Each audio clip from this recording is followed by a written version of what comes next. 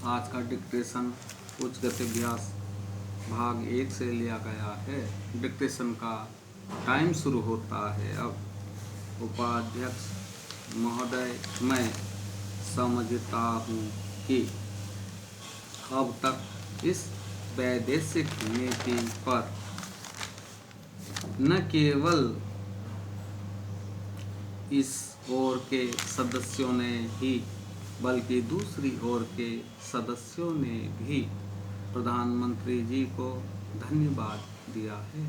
इसलिए मैं अपनी तरफ से धन्यवाद देकर उनका बोझ बढ़ाना नहीं चाहता।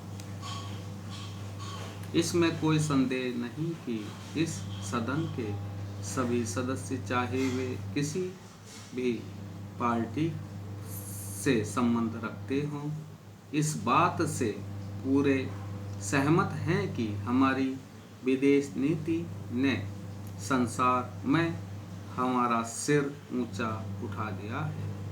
हमने पंचशील के सिद्धांत को संसार के सामने रखा है। यदि हम उसके आधारभूत सिद्धांतों पर दृष्टिपात करें तो हमको पता चलता है कि हमने संसार में एक जो सबसे बड़ा काम किया है वह यह है कि हमने तनाव को कम करने का प्रयत्न किया है।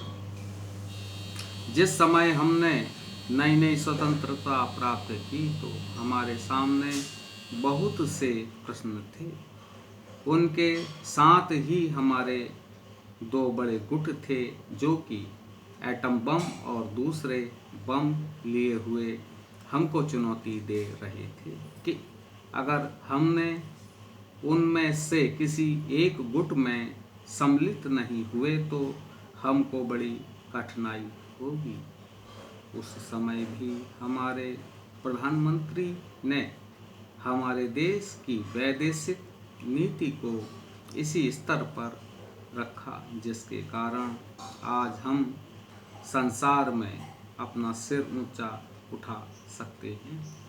हमने जो संसार के सामने पंचशील के सिद्धांत को रखा उसका सबसे बड़ा फल यह हुआ कि एक सम्मेलन हुआ जिसकी ओर मैं आपका ध्यान दिलाना चाहता हूँ।